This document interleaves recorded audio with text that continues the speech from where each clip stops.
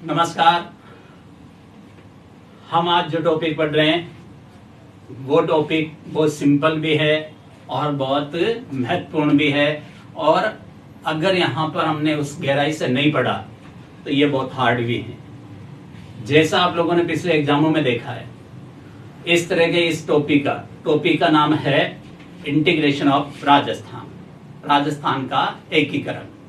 खूब आपने पढ़ लिया होगा, मेरे हिसाब से आप लोगों ने बहुत सी बार इसको पढ़ भी लिया है और बहुत से लोगों से पढ़ लिया होगा आपने, परंतु फिर भी जो वर्तमान में एग्जाम के अंतर्गत जो क्वेश्चन पूछे जा रहे हैं उन क्वेश्चन के आंसर आप लोगों को बहुत मुश्किल हो रही है, वो नहीं मिल पा रहे। नहीं मिलने के पीछे कारण है कि हमने अभी तक उतनी गहराई से अध्ययन नहीं किया है, और हम जब, क्योंकि अब जो कंपटीशन बढ़ गया है, जिस प्रकार की वर्तमान स्थितियां बढ़ रही है, जिस तरह का कंपटीशन यहाँ पर वर्तमान में हो रहा है, हम यहाँ पर सरफेसली जो अब तक आप लोगों ने पढ़ा है वो काम आने वाला नहीं है। तो यहाँ पर चीजें सारी है, कोई ऐसा नहीं कि मेरे पास ही है, बट उसको ही बहुत गहराई से खोजने की जरूरत पड़ेगी, और ये जब तक हम वहां तक नहीं पहुंचेंगे तब तक हम सदैव इन जो भी यहाँ पर एग्जामिनर हैं, जो एग्जाम ले रहे हैं, हमेशा उनकी सोच से हम पीछे रहेंगे। और अगर हमें आगे बढ़ना है तो डेफिनेटली उनकी सोच से हमें आगे सोचना पड़ेगा, और अगर फिर यहाँ पर हमने उनके आगे सोच लिया तो पक्का है कि हम कोई सा भी एग्जाम, किसी भी, चाहे छोटे छोटे लेवल का और चाहे बड़े लेवल का, किसी भी प्रकार का यहाँ पर एग्जाम हो, उनके द्वारा पूछे हुए क्वेश्चन का आंसर बहुत आराम से दे सकते हैं। तो हम यहाँ पर शुरुआत करते हैं कि राजस्थान का राजनीतिक एकीकरण, पॉलिटिकल इंटीग्रेशन ऑफ राजस्थान। जैसा सभी एग्जाम में है, आपके भी यहाँ पर एग्जाम में है, तो यहाँ पर ये स्पेशली टॉपिक है। तो मैं जितना इसके अंतर्गत मैटर अवेलेबल हो सकता था, हमने उसके अंतर्गत यहाँ पर ये सारा जो रिसर्च इसके अंतर्गत कर सकते हैं, मैक्सिमम इसके अंतर्गत हमने की, और डेफिनेटली इनमें से आपको क्वेश्चन मिलेंगे, कोई से भी एग्जाम में अभी इसे दिए हों तो भी, और आगे आने वाले एग्जाम हैं तो भी। अगर पूछेंगे तो इनमें से पूछेंगे तो डेफिनेटली इसमें से क्वेश्चन आपको मिलेगा। एकीकरण की जब बात आती है, तो जब हम एकीकरण की बात करते हैं तो एकीकरण में सबसे पहले हमारे माइंड में आना चाहिए कि एकीकरण किसका करें और क्यों करें, ऐसी क्या बात हो गई थी, क्या कारण था हमने यहाँ पर एकीकरण करने का। अब बहुत सारे ऐसे प्रांत थे जिनका तो एकीकरण नहीं हुआ, राजस्थान की ही बात करें तो यहाँ पर क्यों एकीकरण हुआ। तो एकीकरण की शुरुआत को हम यहाँ पर जाने उससे पहले थोड़ा सा इसका बैकग्राउंड भी बहुत इंपॉर्टेंट है, क्योंकि हमारे यहाँ पर पहले मुगलों का शासन रहा है, उससे पहले भी अलग अलग यहाँ पर राजाओं का शासन रहा है। मुगलों का शासन चल रहा था, क्योंकि ये एकीकरण की जब बात आ रही है वो हमारे ईस्ट इंडिया कंपनी के, तो यहाँ से हमें थोड़ा बहुत इसके बारे में जानकारी होना जरूरी है। तो मुगलों के शासन के समय ही यहाँ पर 1600 ईस्वी में ईस्ट इंडिया कंपनी की स्थापना हुई, और ईस्ट इंडिया कंपनी की स्थापना होकर के कैसे वहां पर ईस्ट इंडिया कंपनी ने यह हमारे यहाँ पर अर्थात व्यापार करने के लिए जो यहाँ पर आई कंपनी ने शासन करना प्रारंभ कर दिया, वो सारा ही आपको हिस्ट्री के अंतर्गत पढ़ेंगे। मैं इसके बारे में बहुत ज्यादा कुछ यहाँ पर नहीं बता रहा हूँ, इसके बारे में कॉन्स्टिट्यूशन डेवलपमेंट, कॉन्स्टिट्यूशन के अंतर्गत भी बताया है, और हिस्ट्री के अंतर्गत भी इसका पूरा अलग से टॉपिक है। यहाँ केवल थोड़ा सा जो राजस्थान से रिलेटेड है वो चीज आपको मैं बता रहा हूँ। तो अब जब यहाँ पर उन्होंने शासन करना शुरू किया तो उस समय हमारे देश में तो मैक्सिमम अलग अलग क्षेत्रों में अलग अलग प्रांतों के अंतर्गत राजाओं का ही शासन रहा है। राजाओं का शासन रहा, जबकि केंद्रीय सत्ता थी हमारे यहाँ पर मुगल यहाँ शासन कर रहे हैं, परंतु पूरा भारत अलग अलग छोटे छोटे ये सामंतों के अधीन या राजाओं के अधीन बटा हुआ था।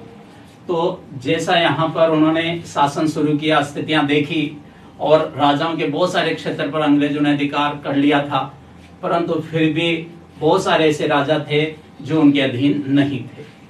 उस समय केंद्रीय सत्ता अर्थात मुगल सत्ता बहुत कमजोर होती जा रही, और जो उनके सामंत थे या जो क्षत्रिय यहाँ पर नेता थे वो बड़े मजबूत होते गए। ऐसी स्थिति के अंतर्गत पूरा भारत एक तरह से संगठित न रह करके विखंडित हो रहा था, और अलग अलग राजाओं के अधीन अलग अलग क्षेत्र था। तब ईस्ट इंडिया कंपनी के द्वारा यहाँ पर जिन राजाओं के क्षेत्र को उन्होंने अपने अधीन कर लिया, अलग अलग उनके गवर्नर की जो नीति रही थी, गवर्नर जनरल्स की जो नीति रही है, उस नीति के तहत यहाँ पर बहुत सारे क्षेत्र को तो अपने अधीन कर लिया था, परंतु उसके बाद में भी बहुत सारा क्षेत्र ऐसा था जो उनके अधीन नहीं था। तब उन क्षेत्रों को जो उनके अधीन नहीं थे, उन क्षेत्रों को भी अपने साथ रखने के लिए उन्होंने संधियां करना, ट्रीटीज करना यहाँ पर शुरू किया। अब संधियां क्यों करें? तो देखिए, संधियां करने के पीछे भी बहुत स्ट्रॉन्ग रीजन थे। उस समय उत्तर भारत के अंतर्गत अगर देखें तो भारत के अंतर्गत सबसे ज्यादा यहाँ के राजाओं को जो खतरा था वो था मराठों से। मराठा यहाँ पर पूरी तरह से लाखों की संख्या के अंतर्गत एक प्रकार से तूफान की तरह आते और ये चौथ वसूली करते थे, राजाओं से लूटपाट करते थे और इस प्रकार से वहां पर उनसे बहुत ज्यादा ये लोग परेशान थे। तो इनके सामने जो रियासतें थी, रियासतों के राजा के सामने अब उन मराठों से मुकाबला करने के लिए और कोई उपचार नहीं था। तब अंग्रेजों ने उन्होंने कहा कि भाई हमारे साथ समझौता करो, हमारे साथ समझौता करने से तुम्हें फायदा क्या होगा कि जो ये मराठा आप लोगों पर आक्रमण कर रहे हैं, इनसे हम युद्ध करेंगे, आप लोगों को लड़ने की जरूरत नहीं होगी और इस तरह से तुम्हें हम संरक्षण देंगे, बदले में हम थोड़ा बहुत उनसे आपसे जो पैसा लेना वो ले लेंगे, परंतु आपकी हेडेक खत्म हो जाएगी, आपके पास रियासतों के राजाओं से लड़ने की हेडेक भी हमारी रहेगी, आप लोगों की कुछ भी नहीं होगी। तो इस प्रकार से राजाओं को ये रास्ता ठीक लगा और राजाओं ने यहाँ पर सहयोगात्मक संधियां उनके साथ में कोऑपरेटिव ट्रीटीज करना शुरू कर दिया। तो ऐसी संधियां राजस्थान के अंतर्गत भी हुई थी। बेसिकली अगर संधियों की बात करें तो संधियां यहाँ पर 1803 में से राजस्थान में शुरू हो गई थी। 1803, 1805 अलवर, भरतपुर, ये जयपुर, जोधपुर, इन राज्यों के साथ में की थी संधि, परंतु अंततः है कंपनी को ये संधियां ठीक नहीं लगी, इसलिए यहाँ पर इन संधियों को इस तरह से निष्क्रिय कर दिया था और फिर जो संधियां हुई थी वो 1817-18 के अंतर्गत मैक्सिमम संधियां हुई थी। तो हमारे राज्य के अंतर्गत भी इसी प्रकार से हमारे राजस्थान के राजाओं ने इनके साथ में संधियां कर ली थी। अब संधियों की अगर बात करें तो संधियां किसके साथ क्यों की गई, तो पहला कारण अगर हम देखते हैं कि यहाँ पर पिंडारियों से सुरक्षा। पिंडारी वो लोग जो भी मराठों की तरह ही यहाँ पर संगठित होकर के ये रियासतों पर आक्रमण करके चौथ वसूली करते थे, लूटपाट करते थे। तो पिंडारियों से सुरक्षा इनके माध्यम से, अंग्रेजों के माध्यम से इनको मिल जाएगी। दूसरा, यहाँ पर राजाओं को जो सेना रखनी पड़ती है वो सेना अब राजाओं को रखने की जरूरत नहीं पड़ेगी, क्योंकि सारा सेना का खर्चा किनका हो गया, अंग्रेजों का या ईस्ट इंडिया कंपनी का। तो खर्चों के अंतर्गत उनकी कमी हो जाएगी, बहुत सारी तो कमी। यहाँ पर कंपनी द्वारा अपने प्रभाव क्षेत्र के अंतर्गत जो कंपनी भी चाहती थी, ईस्ट इंडिया कंपनी भी चाहती थी कि उसका शासित क्षेत्र या उसका इफेक्टिव एरिया बढ़ता जाए, तो प्रभाव क्षेत्र के अंतर्गत भी वृद्धि। जैसे यहाँ पर दोनों को, कंपनी को भी इनकम हो रही है और जो राजा थे, राजाओं का भी फिजूल खर्च कम हो रहा था। इस स्थिति के अंतर्गत ये अर्थात अपना फिजूल खर्च को कम के एक तरह से इनकम को, सोर्स को बढ़ा गया। फिर यहाँ पर जो मैंने मराठा की बात की थी, उन मराठाओं से भी इनको इस प्रकार से सुरक्षा प्राप्त हो जाए। तो ऐसी इन सभी कारणों से उन्होंने उनके साथ में संधियां की थी। ठीक है। अब यहाँ पर राजस्थान की अगर बात करें तो सहायक गठबंधन, जिसको देखे feature of the subsidiary alliances बनाने की, ये संधियां बना करके एक अलायंस बनाने के लिए यहाँ पर ये किया गया, संघ बना करके हम इस तरह से रहेंगे, शांतिपूर्वक रहेंगे, किसी प्रकार का कोई भी यहाँ पर लड़ाई झगड़ा नहीं होगा। तो अब यहाँ पर अलायंस बनाने के लिए जो प्रोविजन किए गए, क्या क्या प्रोविजन किए गए, तो पहला यहाँ पर राजा को अपनी सेना को भंग करना पड़ेगा। जैसा मैंने बताया कि अब संध्या की, तो पहला उन्होंने क्या कहा कि भाई आप अपनी सेनाएं जो हैं, तो राजा भी सहमत हो गया कि ठीक है, हम जो यहाँ पर खर्च दे रहे हैं, बेटे बेटे को यहाँ पर सैनिकों को रखना पड़ता है, उनको सारा खर्चा देना पड़ता है, वो खर्चा हमारा खत्म हो जाएगा। तो इस प्रकार से अलायंस बनाने के लिए यहाँ पर संध्या करने के अंतर्गत उन्होंने ये शर्त भी रख दी कि राजाओं को अपनी सेनाएं भंग करनी पड़ेगी। ओके। दूसरा, अपने क्षेत्र में ब्रिटिश सेना को स्वीकार करना पड़ेगा। अर्थात अब राजाओं को यहाँ पर अपनी सेना तो भंग कर दी, अब उनकी सुरक्षा अगर करेंगे तो सुरक्षा कौन करेगा? तो ब्रिटिश ईस्ट इंडिया कंपनी की यहाँ पर जो ये कंपनी है उनकी जो सेना है उस सेना को हर राजा जो संधि कर रहा है अपने अपने क्षेत्र में उनको स्वीकार करेगा। ओके। फिर आते हैं दूसरा, ब्रिटिश सेना के लिए भुगतान करना पड़ेगा। अब देखिए आप, अगर वो सेवा दे रहे हैं, ब्रिटिश यहाँ पर उनको सेवा दे रहे राजाओं को, तो डेफिनेटली उसके बदले में उन्हें उसको कुछ उनको पे करना पड़ेगा। तो यहाँ पर उनको भुगतान करना पड़ेगा, और भुगतान करने में विफल होने पर राजा की जमीन छीन ली जाएगी। देखो कैसे यहाँ पर फंसाया गया, राजाओं को कैसे उलझाया गया। तो यहाँ प्रोविजन किया गया कि पहले तो यहाँ सेना को, अपनी सेना को भंग करो, फिर दूसरी ब्रिटिश सेना को अपने यहाँ पर अलाउ करो, फिर उसके बदले में राजा को पे करना पड़ेगा। ओके। अगर वो पे नहीं कर पाते हैं तो फिर उनका जो एरिया है, उनकी जमीन है, उसको फॉरफिट या जब्त कर ली जाएगी। तो इस प्रकार से राजा की जमीन को छीन लिया जाएगा। फिर तीसरा प्रोविजन किया, अंग्रेज किसी भी विदेशी हमले या आंतरिक विद्रोह के खिलाफ राजा की रक्षा करेगा। ओके। यहाँ पर अर्थात अंग्रेज उन्हें किस प्रकार की सेवा देंगे कि कोई एक्सटर्नल अटैकर, कोई बाहर से उस राजा के क्षेत्र पर आक्रमण कर रहा है तो भी वो उनको सेवा देंगे, और या फिर अगर उसके इंटरनल अनरेस्ट हो रहा है, अंदर ही किसी प्रकार की अशांति हो रही है, तो भी उसके बदले में या उस समय भी ये अंग्रेज उनको सहायता प्रदान करेंगे।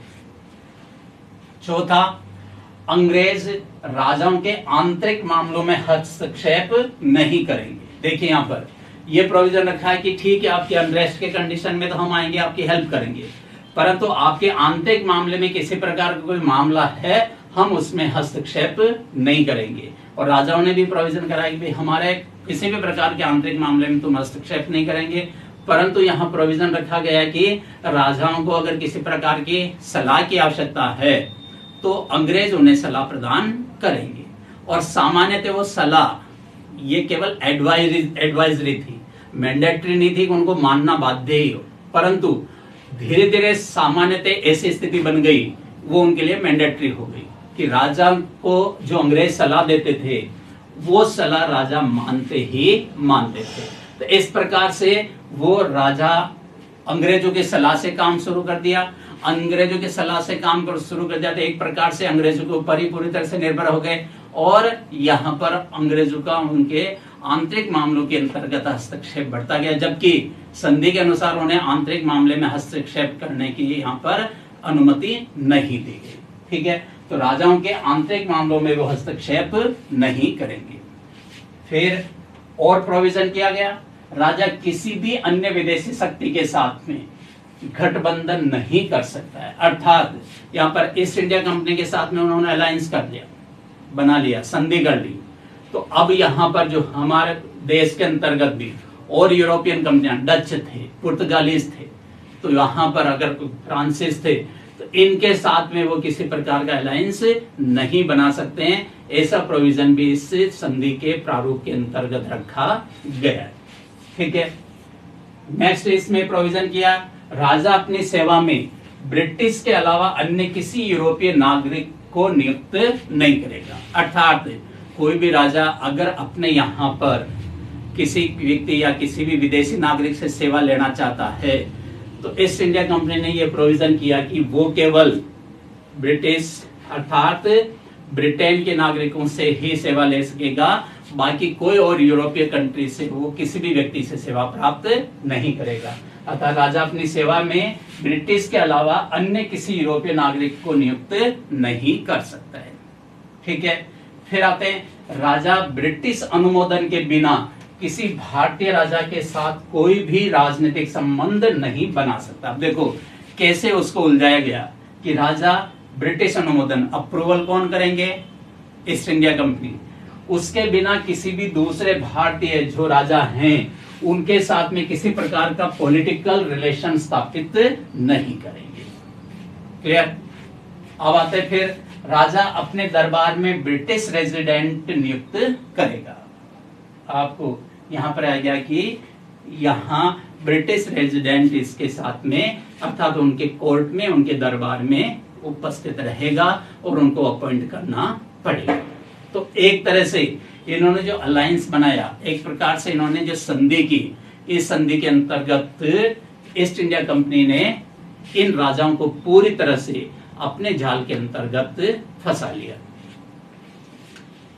अब हम यहां पर बात करें, हमारे यहां पर भी राजस्थान की जो रियासतें थी, उन रियासतों के अंतर्गत किन किन राजाओं ने ये संधियां स्वीकार की। तो सामान्यतः हम देखते हैं मेवाड़ अर्थात उदयपुर के महाराणा भीम सिंह ने। अब यहां पर ध्यान रखिए, देख बहुत हर चीज का बहुत क्वेश्चन डेप्थ में जा रहे हैं, आप लोगों को याद करना पड़ेगा, कोई इलाज नहीं है, करना ही पड़ेगा और ये आपको मिलेंगे नहीं आसानी से यहाँ पर सब चीजें। तो इसलिए जरूर आप ध्यान रखिए कि मेवाड़ उदयपुर के किस महाराणा ने अंग्रेजों के साथ में संधि की। तो महाराणा भीम सिंह ने यहाँ पर 1818 के अंतर्गत ये की थी। जयपुर के जगत सिंह सेकंड के द्वारा किशनगढ़, ये देखिए पहले में जो दो आपको 1803 1805 में संजय वो नहीं लिखा रहा हूँ, यहाँ पर मेन संजय क्योंकि वो वापस रिजेक्ट कर दी गई थी, उसको यहाँ पर स्वीकार नहीं किया गया था, इस कारण से वो संधियों का कोई महत्व नहीं रहा था। जो बाद में अलायंस का जो यहाँ पर सहयोगात्मक संगठन जो बने थे वो इन्हीं संधियों के माध्यम से बने थे। तो जयपुर में जगत सिंह सेकंड के द्वारा, किशनगढ़ जो अजमेर में ये रियासत थी, पहले ध्यान रखिए अलग से रियासत थी, अजमेर तो अलग पार्ट था और किशनगढ़ अलग। तो किशनगढ़ के राजा कल्याण सिंह ने इस पर साइन किए। जोधपुर मतलब मारवाड़ एरिया के अंतर्गत महाराजा मान सिंह वहां के, उन्होंने यहाँ पर फिर जैसलमेर में महारावल मूलराज सिंह के द्वारा स्वीकार किया गया। बूंदी के अंतर्गत बिशन सिंह ने, टोंक के अंतर्गत अमीर खां पिंडारी जो था उसने, क्योंकि इनके अंग्रेजों के द्वारा स्थापित कराई गई थी ये रियासत और इसके द्वारा यहाँ पर ये साइन किया गया। झालावाड़ में राज राणा मदन सिंह के द्वारा, बीकानेर के अंतर्गत महाराजा सूरत सिंह के द्वारा, सिरोही की रियासत राव शिव सिंह के द्वारा, कोटा महाराव उमेश सिंह के द्वारा हस्ताक्षर किए गए। करौली में महाराजा हरबख्श पाल के द्वारा, यहाँ पर भरतपुर में महाराजा रणजीत सिंह जी के द्वारा ये किया गया। अलवर में महाराजा बख्तावर सिंह के द्वारा साइन किया गया। धौलपुर में महाराजा कीरत सिंह जी के द्वारा, डूंगरपुर में महारावल जसवंत सिंह जी के द्वारा, प्रतापगढ़ में महारावल सामंत सिंह के द्वारा, बांसवाड़ा के अंतर्गत महारावल उमेश सिंह जी के द्वारा। शाहपुरा के बारे में यहाँ पर इसकी जानकारी अवेलेबल नहीं है, तो मैं भी आपको इसके बारे में जानकारी उपलब्ध नहीं करा पाऊंगा कि ये राजाओं ने इस प्रकार से यहाँ पर इस संधि को स्वीकार किया और अंग्रेजों के साथ में अपना अलायंस बनाने के लिए या सहयोग स्थापित करने के लिए ये संधियां स्थापित कर दी। और अभी हमने देखा इन संधियों के अंतर्गत जो प्रोविजन किए गए, इस प्रोविजन के अंतर्गत यहाँ के राजा ऑलमोस्ट पूरी तरह से यहाँ पर ये अंग्रेजों के अधीन एक तरह से उनके गुलाम होते गए। अब वो जैसा चाहेंगे, जैसा न चाहेंगे, जैसा करेंगे उसके अकॉर्डिंग इनको काम करना पड़ेगा। और राजाओं को अपनी सेनाएं भंग करा करके इनको सबसे पहला काम तो ये कर दिया कि अपनी सेनाएं भंग कराने पर राजा एक तरह से पूरी तरह से पावरलेस हो गया।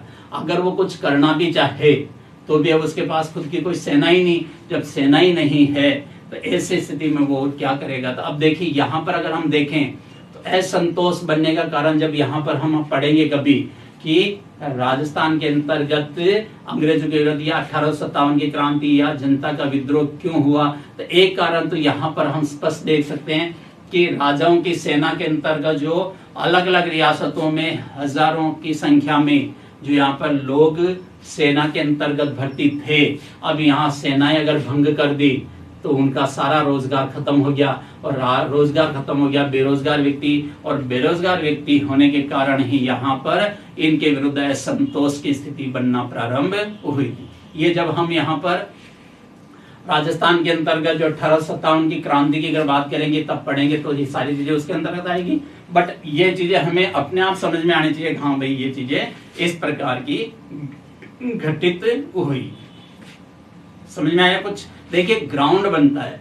हम यहाँ पर ये इस तरह का हमारे साथ में हमारे राजाओं के साथ में अंग्रेजों की ये स्थितियां बनी और अब यहाँ पर एक तरह से पूरी तरह से यहाँ पर राजाओं का जो शासन में हस्तक्षेप अंग्रेजों का प्रारंभ हो गया।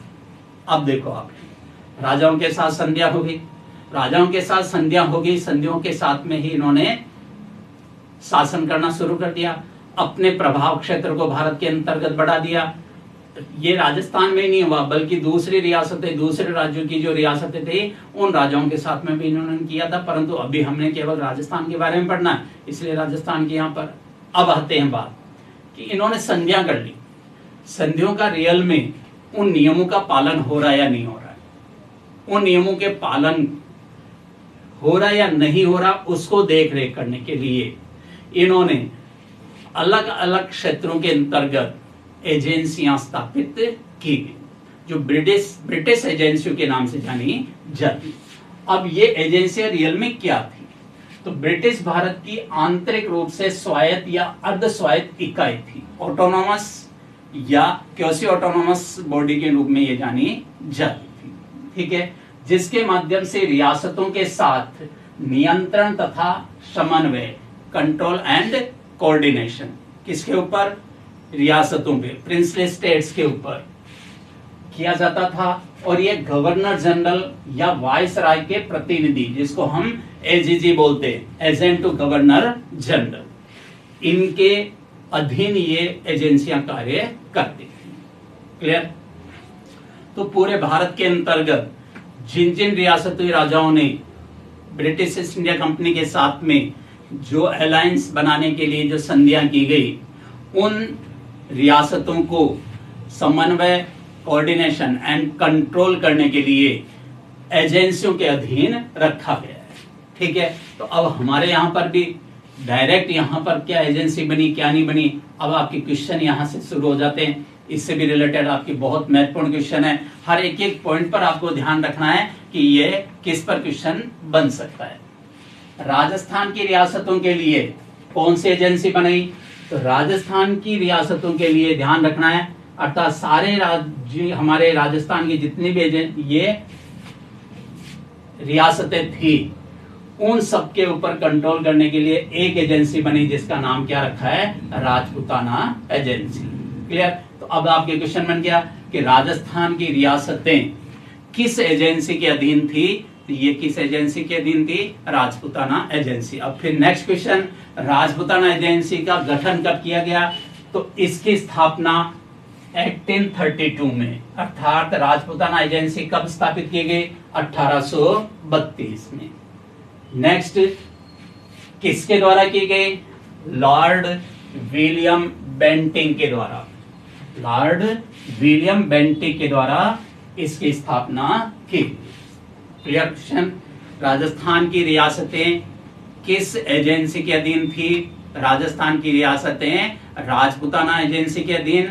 राजपूताना एजेंसी की स्थापना कब की गई? 1832 में। किसके द्वारा की गई? लॉर्ड विलियम बेंटिंग के द्वारा यह स्थापना की गई। क्लियर? इसका मुख्यालय कहां रखा गया है? हेड ऑफिस राजपूताना एजेंसी का। नेक्स्ट क्वेश्चन, राजपूताना एजेंसी का मुख्यालय अजमेर में। अब मैंने आपको पहले भी बताया, ये एजेंसियां किसके अधीन काम करती थी? AGG, agent to governor general, अर्थात गवर्नर जनरल का एजेंट, जो गवर्नर जनरल, जिसको बाद में वाइसराय भी कहा जाने लगा, ये उसके वाइसराय या गवर्नर जनरल के प्रतिनिधि के रूप में ये कार्य करते थे। तो अब राजस्थान की जो राजपूताना एजेंसी स्थापित की गई, इसका फर्स्ट एजीजी किसको बनाया गया? ये भी इंपॉर्टेंट क्वेश्चन। मुख्यालय अजमेर, प्रथम एजीजी बनाया गया ए लॉकेट। अब यहाँ पे ये आपको ये क्वेश्चन, आज जो स्टेटमेंट देते हैं, स्टेटमेंट के अंतर्गत हर एक एक पॉइंट अगर आपको पता है तो वो स्टेटमेंट का आंसर आप सही कर पाएंगे। अगर आपने एक पॉइंट भी मिस किया, आपका वो स्टेटमेंट भी सही नहीं हो पाएगा और वो पूरा पूरा क्वेश्चन गलत हो जाएगा। तो यहीं पर आपको कि राजस्थान की राजपूताना एजेंसी के संबंध में निम्न में से कथन सत्य या असत्य है, कुछ भी पूछ सकते हैं। अलग अलग स्टेटमेंट राजपूताना एजेंसी की स्थापना 1832 में की गई।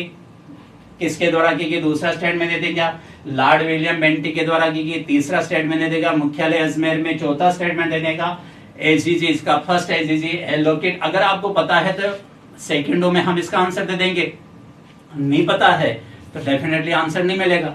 तो अब पहला एजीजी किसे बनाया गया? तो एलोकेट, इसका फर्स्ट एजीजी राजपूताना एजेंसी का बनाया गया। कब बनाया गया? 24 फरवरी 1832 को। क्लियर? तो इस तरह से यहां पर ये 1832 में राजपूताना एजेंसी 24 फरवरी 1832 को एलोकेट के अध्यक्षता के अंतर्गत ये स्थापित हो गई। ठीक है, अब आते हैं पहले मुख्यालय कहां था? अजमेर में। परंतु अप्रैल 1856 में 1856 में 57 नहीं ध्यान रखना है, 1856 में राजपूताना एजेंसी का मुख्यालय कहां ट्रांसफर कर दिया गया? माउंट आबू। नेक्स्ट क्वेश्चन बन गया, अर्थात पहला तो इसका मुख्यालय अजमेर था और फिर बाद में राजपूताना एजेंसी का मुख्यालय कहां पर? आपको शहर देंगे अलग अलग, उदयपुर, जोधपुर, बीकानेर, माउंट आबू, इस तरह से। तो इसका यहाँ पर मुख्यालय कहां पर स्थापित किया गया है? ये स्थापित किया गया है माउंट आबू पर। ठीक है, तो पहले मुख्यालय 1832 में अजमेर में, जबकि दूसरा मुख्यालय 1856 में माउंट आबू सिरोही जिले के अंतर्गत स्थापित किया गया। क्लियर? अब ये तो हो गया एजेंसी। एजेंसी के अधीन, अब चूंकि एजेंसी के अंतर्गत तो सारी रियासतें आ गई, परंतु सारी रियासतों को एक ही व्यक्ति के द्वारा कंट्रोल नहीं किया जा सकता है। जैसे हमारे यहाँ पर वर्तमान में पूरा राज्य है, राज्य को फिर हमने संभाग में बांटा, संभाग को डिस्ट्रिक्ट के अंतर्गत, डिस्ट्रिक्ट को उपखंडों के अंतर्गत, उपखंड फिर तहसीलों के अंतर्गत, तहसील यहाँ पर पटवार सर्किल के अंतर्गत, फिर ग्राम के अंतर्गत, इस प्रकार से जो विभाजन कर रखा है। ऐसे यहाँ पर अगर बात करें तो एजेंसी के अंतर्गत क्या बनाया गया? रेजिडेंसीज। रेजिडेंसी यहां पर अर्थात उसका एक सब डिवीजन है और उस सब डिवीजन को जिसके अधीन रखा जाता था वह कहलाता था पॉलिटिकल एजेंट। क्लियर? तो इस प्रकार से ये पॉलिटिकल एजेंट के अधीन काम करते थे और अलग अलग यहां पर रेजिडेंसी के अलग अलग पॉलिटिकल एजेंट होते थे। क्लियर माइंड में? तो इस प्रकार से अब देखो, आपको राजस्थान के अंतर्गत पहले तो संधियां के नियमों को रियल में वो अपना रहे या नहीं अपना रहे, या उसको रियल में लागू कर रहे हैं नहीं कर रहे हैं, या और किसी प्रकार की कोई बात है तो उनके ऊपर कंट्रोल भी रह जाए और बात को समन्वय या कोऑर्डिनेट भी किया जाए। इसके लिए उन्होंने एजेंसी बनाई जिसका नाम राजपूताना एजेंसी 1832 में बनाई। अजमेर में मुख्यालय स्थापित किया, लॉर्ड विलियम बेंटिक के द्वारा ये बनाई गई थी और इसका मुख्यालय अजमेर में, फिर इसका मुख्यालय ट्रांसफर 1856 में माउंट आबू में कर दिया गया। पहला एजीजी एलोकेट को बनाया गया और फिर यहाँ पर इनके अधीन और रेजिडेंसियां बनाई गई और रेजिडेंसियों जो काम करती थी, रेजिडेंसिया जिसके अधीन काम करती थी, उसका पद कहलाता था पॉलिटिकल एजेंट। इसलिए आप लोगों ने यहाँ पर पढ़ा होगा कि इस क्षेत्र का पॉलिटिकल एजेंट अमुक, जो भी यहाँ पर नाम, हम यहाँ पर अलग अलग रेजिडेंसी और वहां पर अलग अलग ये पॉलिटिकल एजेंट। क्लियर माइंड में? अब देखिए कौन कौन सी रेजिडेंसी बनाएगी। अब ये तो हो गया आपका एजेंसी। अब यहां पर फिर नेक्स्ट क्वेश्चन कि मैंने आपको रेजिडेंसी बताई, तो रेजिडेंसी कहां कहां पर रही है? क्वेश्चन। रेजिडेंसी का मुख्यालय कहां पर था? 2 क्वेश्चन। तीसरा, उस रेजिडेंसी के अधीन किन किन रियासतों को रखा गया? ये यहां पर क्वेश्चन बनता है। तो पहला, मेवाड़ रेजिडेंसी। पहली रेजिडेंसी क्या है? मेवाड़ रेजिडेंसी।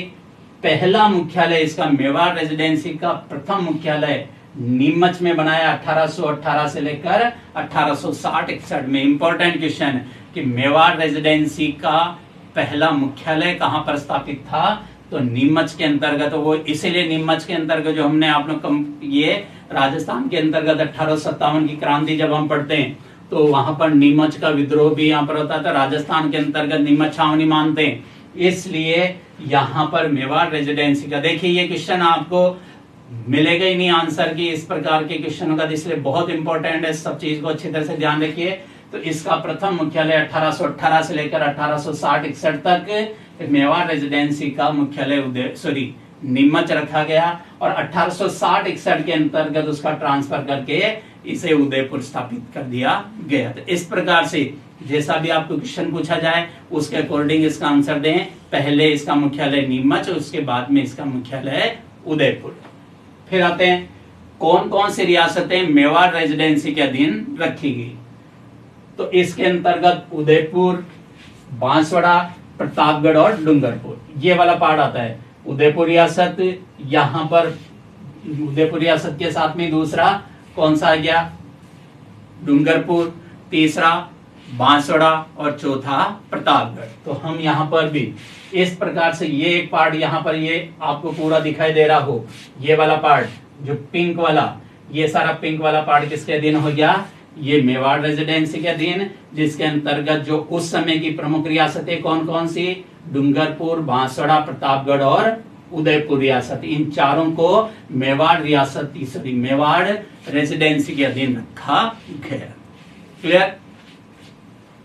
अब इसका प्रथम जिसके देखिए जहां पर जो हमें जो अवेलेबल है, प्रथम पॉलिटिकल एजेंट, ये बहुत इंपॉर्टेंट, मेवाड़ रेजिडेंसी का प्रथम पॉलिटिकल एजेंट किसे बनाया गया, तो प्रथम पॉलिटिकल एजेंट बना कर्नल जेम्स टोड, जो राजस्थान के इतिहास में बहुत महत्वपूर्ण इनका योगदान है। तो कर्नल जेम्स टोड को मेवाड़ रेजिडेंसी का प्रथम पॉलिटिकल एजेंट बनाया गया। इसका पहला मुख्यालय कहां पर था, तो ध्यान रखना, पहले इसका मुख्यालय नीमच में और बाद में इसका मुख्यालय उदयपुर स्थानांतरित किया गया था।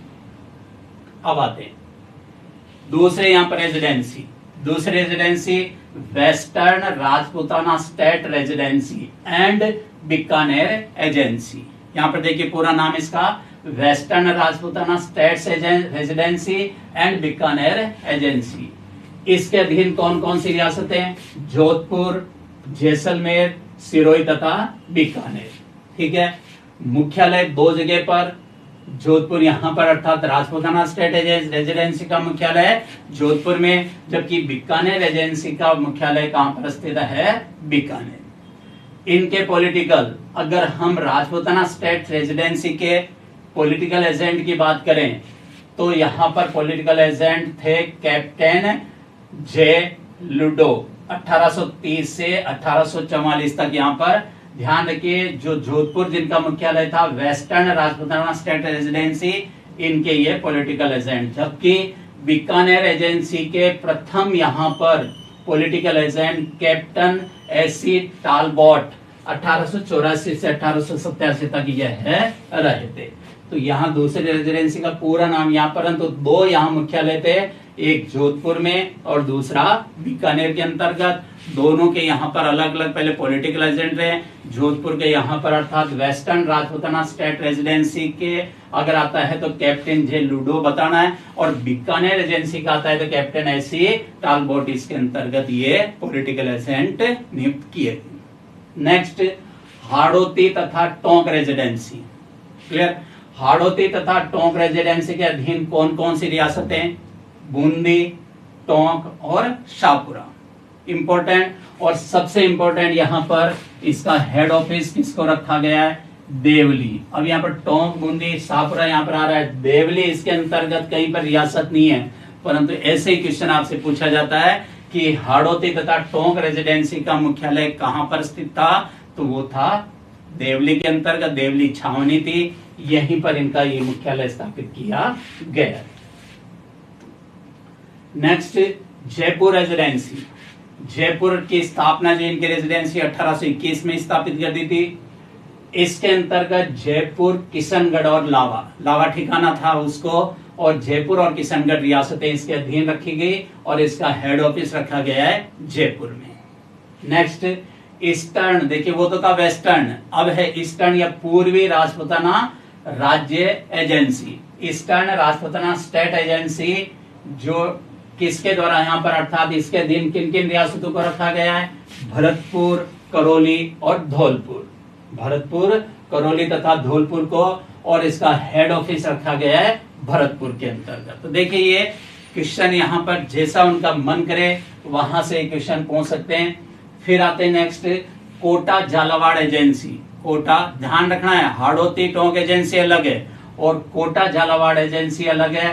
कोटा झालावाड़ एजेंसी का हेड ऑफिस कोटा में रखा गया है, और यहाँ पर किन किन जिलों का इसके अधीन, तो कोटा और झालावाड़ यहाँ पर ये रखा गया। जबकि यहाँ थोड़ा सा ध्यान रखिए, हाड़ौती तथा टोंक एजेंसी में बूंदी, टोंक और शाहपुरा इसके अंतर्गत रखा है, कोटा को इसके अंतर्गत नहीं रखा गया है। कोटा और झालावाड़ के लिए अलग से ये कोटा झालावाड़ एजेंसी बनाई गई।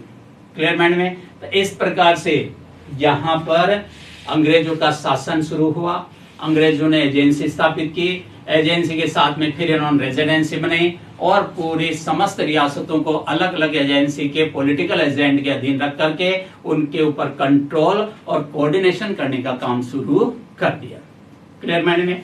अब ये शासन चलता रहा, समय के साथ में इनमें जो भी रिक्वायरमेंट थी वो इसके अंतर्गत बदलती रही, जरूरत के अनुसार इसमें बनते रहे और ये कार्य इसके अंतर्गत ये धीरे धीरे बढ़ते रहे। राजपूताना एजेंसी की स्थापना से पहले की अगर बात करें कि राजपूताना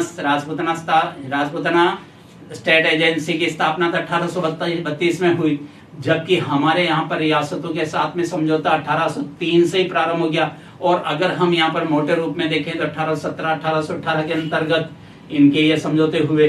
तो 1817 से 17 से 32 तक की अगर बात करें, उस समय यहाँ पर कैसे कोऑर्डिनेट और कैसे इनके ऊपर कंट्रोल किया जाता। तो अब यहाँ पर ये क्वेश्चन फिर बन गया कि राजपूताना एजेंसी की स्थापना से पहले रियासतों पर नियंत्रण किस प्रकार से या किन के द्वारा रखा जाता था या उनकी कोऑर्डिनेशन किसके माध्यम से होता था। तो अब देखो आप, टोंक, भरतपुर, अलवर, धौलपुर, करौली, कोटा, बूंदी, डूंगरपुर, सिरोही, ये सब रियासतों को किसके अधीन रखा गया है?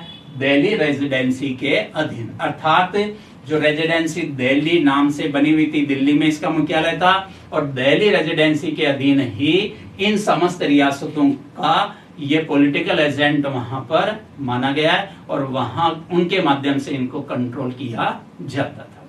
ठीक है, फिर बच गए। अब देखिए बांसवाड़ा, प्रतापगढ़ को किसके अधीन रखा है? मालवा एजेंसी। मध्य प्रदेश की जो मालवा एजेंसी है उसके अधीन किसको रखा है? बांसवाड़ा और प्रतापगढ़।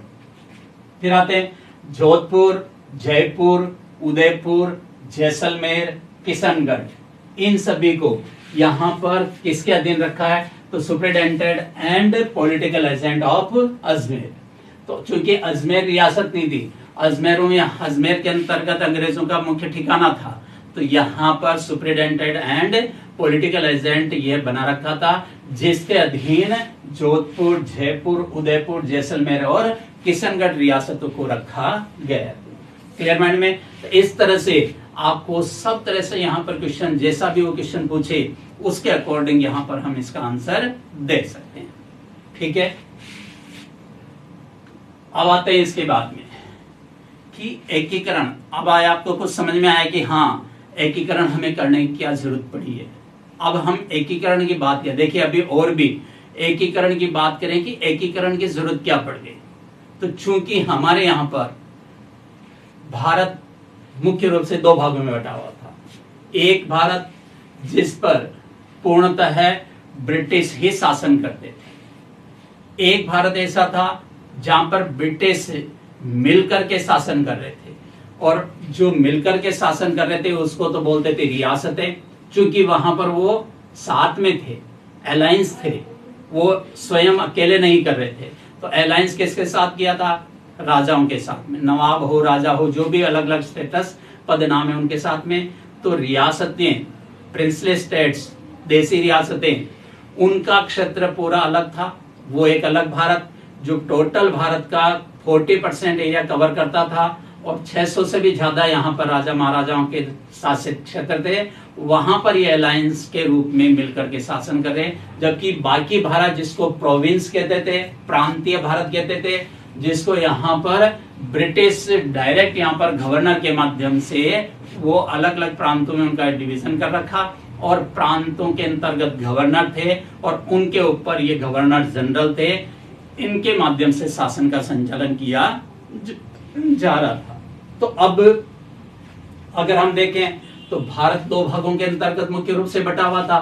तो दो भागों के अंतर्गत बटा हुआ था, तो जो प्रांतीय भारत की या प्रांतीय जनता थी वो कहते हैं भाई हमारा इनसे राजा महाराजा जैसे कोई लेना देना नहीं, और अंग्रेज भी कहते हैं कि नहीं भाई ये हमारे आपके कोई लेना देना नहीं इससे। तो इस प्रकार से हमारे देश की जनता दो भागों के अंतर्गत बट गई। परंतु बुद्धिजीवी कुछ उस समय के भी लोग, जिनको ये उचित नहीं लग रहा था, इसलिए समय समय पर उन्होंने यहाँ पर इस प्रकार के विभिन्नता को एक करने के लिए, या सेपरेशन था उसको संगठित ऑर्गेनाइज करने के लिए कि ये इंटीग्रेट हो जाए, इस प्रकार की अपने मन की बातों को उन्होंने समय समय पर किसी न किसी मंच के माध्यम से या कहीं कहीं पर ये रखी गई थी। तो अब हम अगर यहाँ पर देखें कि राजस्थान के भी एकीकरण की जहां बात आई, ये राज्यों की भी जो एकीकरण की बात है, राजस्थान ही नहीं भारत की और भी रियासतें उनको पूरे ये जो उस समय के ब्रिटिश भारत थे उसके साथ में जोड़ने की जो बात आई थी, वहां पर ही इसी को हम एक तरह से एकीकरण के इतिहास के रूप में देखते हैं। ठीक है, तो यहां पर अगर हम बात करें एकीकरण का इतिहास, एकीकरण की प्रक्रिया कब प्रारंभ हुई या किस तरह से प्रारंभ हुई, तो एकीकरण के इतिहास को हम देखते हैं 1920 में 1920 के अंतर्गत महात्मा गांधी के नेतृत्व में कांग्रेस ने घोषणा की कि भारतीयों के लिए स्वराज्य की प्राप्ति उनका लक्ष्य है। तो यहाँ पर अर्थात स्वराज्य, स्वयं का राज्य या स्वयं के हम किसी के गुलाम नहीं, ऐसी स्थिति की घोषणा 1920 के अंतर्गत कांग्रेस या महात्मा गांधी के नेतृत्व में ये घोषणा की गई। इसने भारत के सभी संप्रभुत्व राजाओं से अपने राज्यों में पूर्ण उत्तरदायी सरकार स्थापित करने के लिए कहा था। गांधी जी ने राजाओं को आश्वस्त दिया कि कांग्रेस राजाओं के आंतरिक मामलों में हस्तक्षेप नहीं करेगा। तो इस प्रकार से सबसे पहले राजाओं को भी अर्थात ब्रिटिश के अधीन न रह करके पूर्णतः स्वयं यहाँ पर अर्थात एक तरह से फुल रेस्पॉन्सिबल गवर्नमेंट खुद बनाए और किसी के अधीन यहाँ पर वो नहीं रहते हुए शासन का संचालन करे और एक तरह से पूरा भारत एक भारत के रूप में यहाँ पर काम करे। ऐसी अपील सबसे पहले 1920 में महात्मा गांधी के द्वारा की गई थी। क्लियर? तो यहां से उन्होंने केवल सजेशन किया है, ये नहीं किया कि ऐसा कर दिया जाए, उनका ऐसा करना चाहिए, राजाओं को भी इस प्रकार का ऐसा करना चाहिए। और राजाओं को उन्होंने यहाँ पर आश्वस्त किया कि हम तुम्हारे मामले में किसी प्रकार का कोई हस्तक्षेप नहीं करेंगे, तुम इस प्रकार से किसी तरह से यहाँ पर अनस्टेबल ना हो कि हम तुम्हारे एरिया को ले लेंगे, ऐसा नहीं है, बल्कि तुम्हें अपने अपने क्षेत्र के अंतर्गत भी उत्तरदायी यहाँ पर और उत्तरदायी सरकार से रेस्पॉन्सिबल गवर्नमेंट की स्थापना करनी चाहिए। ठीक है, अब आते हैं दूसरा, ये तो हो गई 1920 की बात। नेक्स्ट यहाँ पर कांग्रेस के 1929 के लाहौर अधिवेशन जो 1929 में पंडित जवाहरलाल नेहरू की अध्यक्षता में हुआ था, में अध्यक्षीय भाषण में पंडित जवाहरलाल नेहरू ने घोषणा की कि भारतीय राज्य भारत के बाकी हिस्सों से अलग नहीं रह सकते। उन्होंने यहाँ पर जोर दे के कहा है कि जो भारत के जो रियासती राज्य क्षेत्र हैं वो भारत का जो बाकी पार्ट है जिसको ब्रिटिश इंडिया के नाम से जाना जाता था, उनसे वह डिफरेंट या अलग नहीं रह सकता है। क्लियर? तो यहाँ पर राजाएं समय समय पर कहते हैं कि नहीं ये हमारा क्षेत्र यह है। नेहरू ने कहा कि वह राजाओं राजकुमारों में विश्वास नहीं करते। उन्होंने कहा कौन होते राजा, मैं किसी राजकुमार राजाओं को नहीं मानता हूं, ये भारत का भाग है और ये संपूर्ण देश एक रहेगा। ये बात लाहौर अधिवेशन के अंतर्गत पंडित जवाहरलाल नेहरू ने अध्यक्ष के पद पर रहते हुए ये बात कही। 1935 के अंतर्गत भारत शासन अधिनियम जो इंडिया गवर्नमेंट एक्ट बना था 1935 में, भारत शासन अधिनियम में रियासतों को सम्मिलित करते हुए अखिल भारत संघ बनाने का, एक प्रकार का फेडरेशन बनाने का प्रोविजन किया गया, जिसके अंतर्गत यहां पर प्राविधान किया गया है कि ये संघ किससे मिलकर बनेगा। तो इसके अंतर्गत, संघ के अंतर्गत प्रोविजन किया है कि ये संघ मिलकर के बनेगा रियासतों से, परंतु रियासतें मैंडेटरी नहीं है, बल्कि वो चाहे तो इसमें मिलेगी और चाहे तो नहीं मिले। और दूसरा यहाँ पर ये प्रावधान किया गया है कि यहाँ पर सभी ब्रिटिश प्रांत है वो मिलेंगे, इसमें ब्रिटिश कमिश्नर्स प्रांत हैं वो इसके अंतर्गत मिलेंगे और रियासतें भी मिलेगी, परंतु रियासतें यहाँ पर अनिवार्य मिलना नहीं है, मैंडेटरी नहीं है, ये उनकी एडवाइजरी है कि उनको भी इसके अंतर्गत मिलना चाहिए। अब ये भी प्रोविजन कर दिया कि संघ तभी बनेगा जब कम से कम आधी रियासतें इसके अंतर्गत सम्मिलित हो। ठीक है, तो अब यहाँ पर ये भी एक तरह से कह रहे हैं कि आपकी ये सलाहकारी है, और एक तरफ संघ या फेडरेशन बनाने के लिए प्रोविजन कर दिया कि कम से कम आधी रियासतें मिलना अनिवार्य, तभी वो फेडरेशन बन सकेगा। बट यहाँ पर रास्ता दिया गया है कि भारत की रियासतें जो अभी अलग अलग हैं, ये रियासतें अलग अलग न रह करके ये रियासतें भी अन्य प्रांतों के साथ में या ब्रिटिश प्रोविंस के साथ में मिलकर के एक ग्रेट भारत का निर्माण करें। ठीक है, तो ये 1935 के भारत शासन अधिनियम में रियासतों को सम्मिलित करते हुए Akhil Bharatiya all India federation बनाने की ये प्रावधान 1935 के भारत शासन अधिनियम के अंतर्गत किया गया था। फिर 1939 में वायसराय लॉर्ड लिनलिथगो ने रियासतों के विलय पर जोर दिया। उन्होंने कहा कि नहीं, भारत की जो रियासतें अभी अलग अलग है, भारत की रियासतों को भी ब्रिटिश प्रांतों के साथ मर्ज करके एक भारत या इंटीग्रेटेड भारत का निर्माण करना चाहिए। तो ये बात भी, अर्थात देखिए, लोग जब कहने लगते हैं तो अपने आप ही दबाव शुरू होता है। तो इस प्रकार की जब बातें आई तो यहाँ पर राजाओं के मन में भी बात उठने लगी कि हो ना हो आने वाले समय के अंतर्गत ये जनता भड़केगी और जनता चाहेगी कि यहाँ पर रियासतें, जो उनकी रियासती क्षेत्र है, वो ब्रिटिश भारत के साथ में मिले, और जैसे ब्रिटिश भारत की जनता को जो राइट मिल रहे हैं वो अधिकार भी उन्हें प्रदान किया जाए। इस प्रकार से यहाँ पर राजाओं के मन में ये एक होने की इस प्रकार की जो बातें उत्पन्न हुई, उनमें भय उत्पन्न प्रारंभ हो गया। नेक्स्ट की बात करें, अप्रैल 1946 में बीकानेर के महाराजा सादुल सिंह की पहल पर अनेक राजाओं ने भारत संघ में सम्मिलित होने की इच्छा प्रकट कर दी। देखिए, राजाओं के साथ में अलायंस बना। अलायंस बनने के बाद में 1921 के अंतर्गत राजाओं का एक अलग से संघ बनाया गया, जिसको चैम्बर ऑफ प्रिंसेस के नाम से जाना जाता था, जिसको हिंदी में नरेश मंडल भी कहते थे। नरेश मंडल के अंतर्गत 120 राजाओं का इसमें यहाँ पर अर्थात उसमें सदस्य बनाया गया, जिसमें बीकानेर के महाराजा सादुल सिंह भी उनके सदस्य थे। तो बीकानेर के महाराजा को लग रहा था कि वे आने वाले समय में हम लंबे समय तक अपनी राजशाही बनाकर नहीं रख सकेंगे और हमें इस भारत के रियासतों को इस ब्रिटिश भारत के प्रांतों के साथ में मिलाना पड़ेगा। तो उन्होंने 1946 में अप्रैल में यह अनेक राजाओं को ये बात कही और अनेक राजाओं ने भी ये फेडरेशन भारत संघ के अंतर्गत सम्मिलित होने की इच्छा प्रकट कर दी।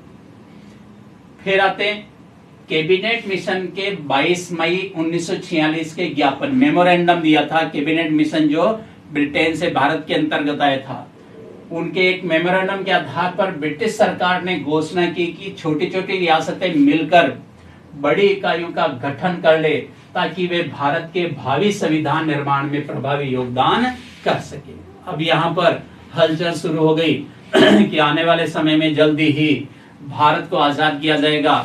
अब ये सलाह दे रहे हैं कि भाई आपको भी छोटी छोटी जो रियासतें आप अलग अलग हैं तो फिर जो भारत बनेगा, भारत के लिए कानून बनेगा, भारत के लिए संविधान बनेगा और उस संविधान के अंतर्गत आप लोगों का कोई योगदान नहीं होगा, इसलिए उस योगदान के लिए आप खुद भी भारत के इन राज्य अर्थात रियासतों को भारत प्रांतों के साथ में सम्मिलित कर दें और एक वृहत भारत के रूप में आप भी संगठित हो जाए, ताकि आपका भी योगदान भारत के संविधान या कॉन्स्टिट्यूशन के फॉर्मेशन के अंतर्गत हो सके।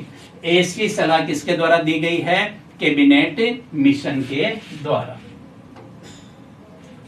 अब ये सलाहें जब आई तो जो बुद्धिशाली राजा थे उनको लग रहा था कि भाई हम यहाँ पर जल्दी ही प्रांतों के समान अगर नहीं बने तो फिर हमारा अस्तित्व अपने आप समाप्त हो जाएगा।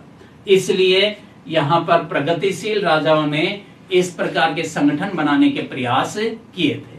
अगर हम यहाँ पर प्रयास की बात देखें तो राजस्थान यूनियन सबसे पहले यहाँ पर, और बहुत महत्वपूर्ण इसके अंतर्गत राजस्थान यूनियन उदयपुर में। अब क्वेश्चन यहाँ पर बन गया राजस्थान यूनियन बनाने का प्रयास किसके द्वारा किया गया? तो राजस्थान यूनियन बनाने के लिए उदयपुर महाराणा भूपाल सिंह ने सबसे पहले प्रस्ताव किया था।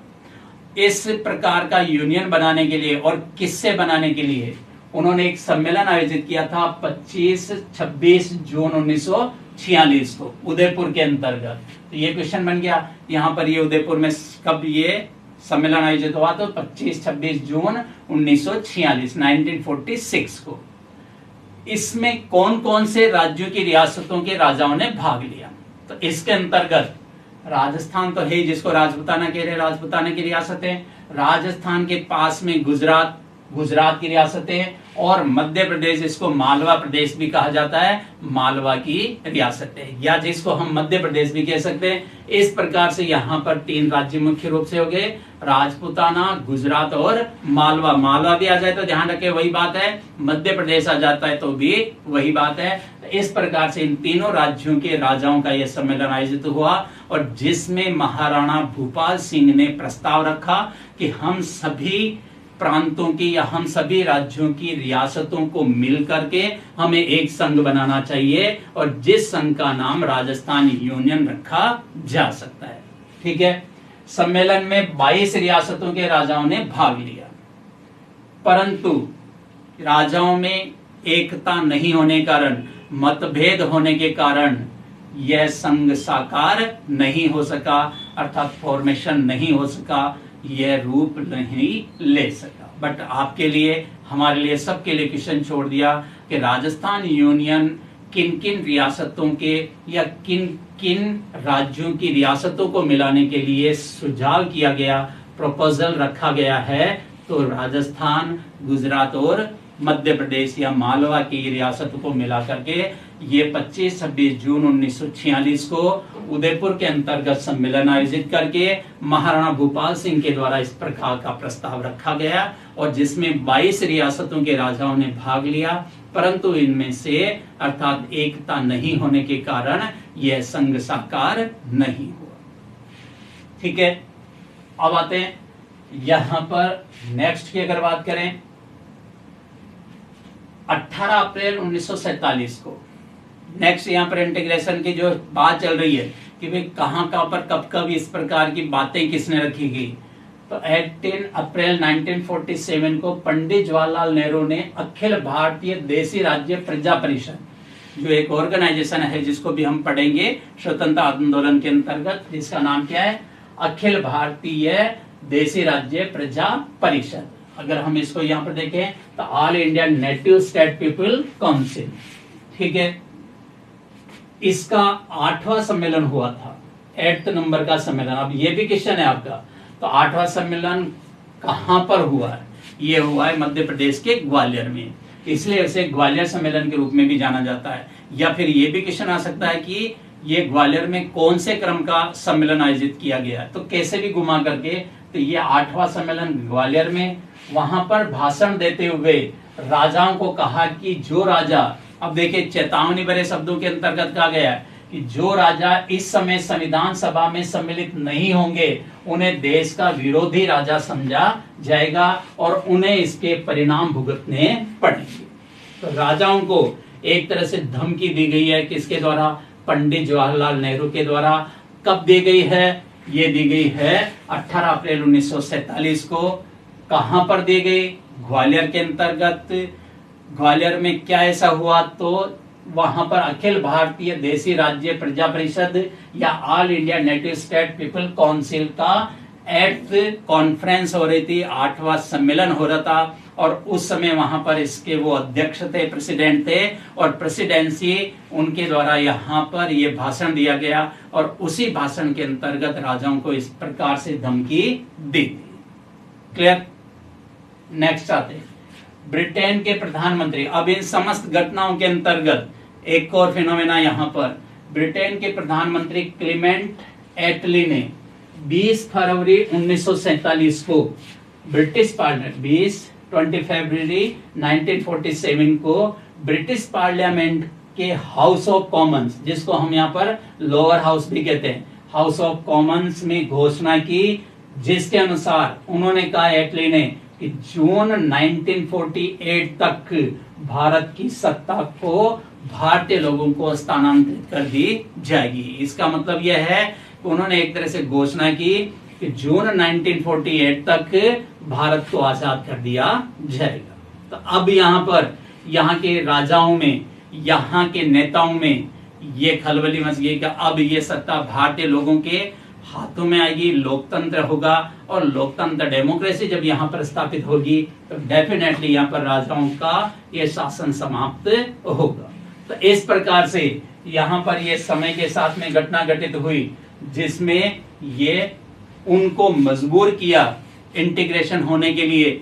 और यहाँ पर सलाह भी दी गई, क्योंकि आने वाले समय के अंतर्गत दिखाई दे रहा था कि हमें यहाँ पर एक होना ही पड़ेगा।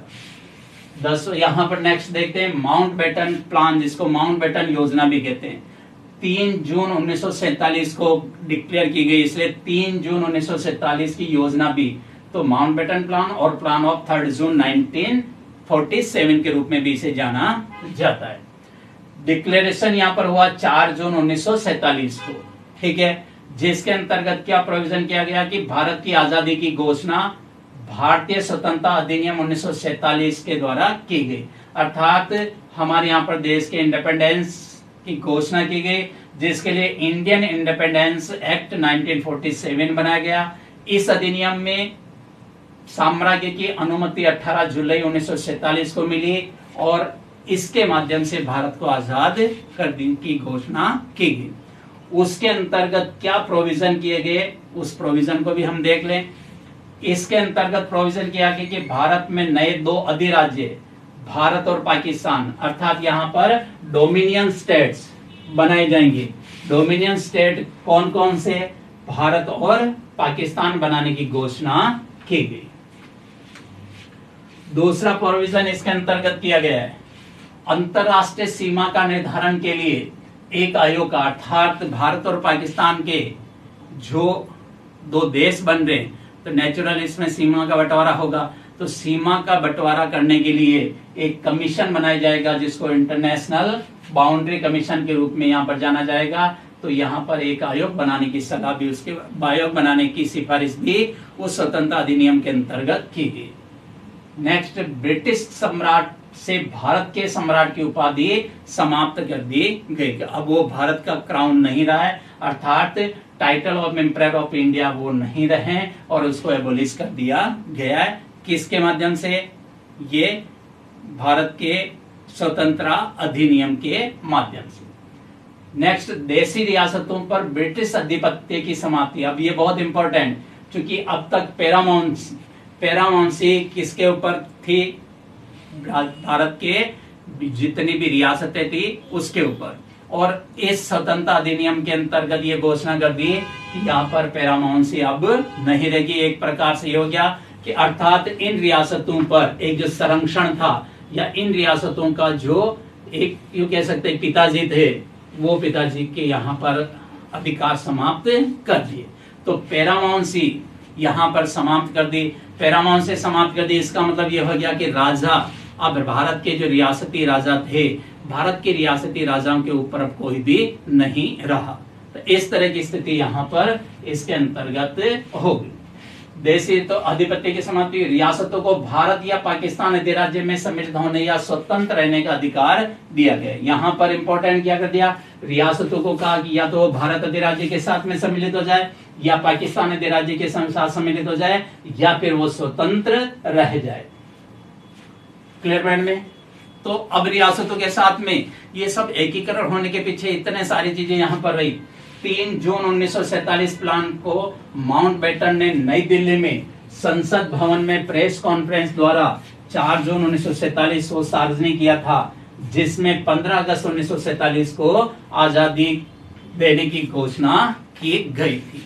तो ये सब परिस्थितियां राजाओं के सामने घटित हुई और इस प्रकार से यहाँ पर यह राजाओं को मिलने के लिए, राजाओं को यहाँ पर किसी किसी तरह से मर्ज होने के लिए ये सारी परिस्थितियां उनके सामने बनी और इसलिए राजाओं ने मिल करके यहाँ पर अपने अपने संघों का निर्माण किया। अगला हम इससे आगे का सारा नेक्स्ट वीडियो के अंतर्गत पढ़ते हैं। जो सारी चीजें घटनाएं घटित हुई, तो आप हर एक एक पॉइंट पर ध्यान रखिए और इस तरह से जो जो फिनोमेना इसके अंतर्गत रहे हर एक के पे क्वेश्चन है और बहुत अच्छी तरह से ध्यान रखिए। मैक्सिमम आपको मैं यहाँ पर अवेलेबल करा रहा हूँ ताकि आपको कोई भटकने की जरूरत नहीं है, बट सावधानी रखना है, हर चीज को याद रखना है और जितनी भी और आगे घटना घटित होगी उनमें से हम यहाँ पर डिस्कशन करते हैं, वो सारी चीजें आपको यहाँ पर अवेलेबल हो जाएगी। नेक्स्ट वीडियो के अंतर्गत हम इसको पूरा पढ़ेंगे, कैसे इंटीग्रेशन 1956 तक हुआ है, वो सारी चीजें हम इसके अंतर्गत अभी देखेंगे। ठीक है, ओके, थैंक यू।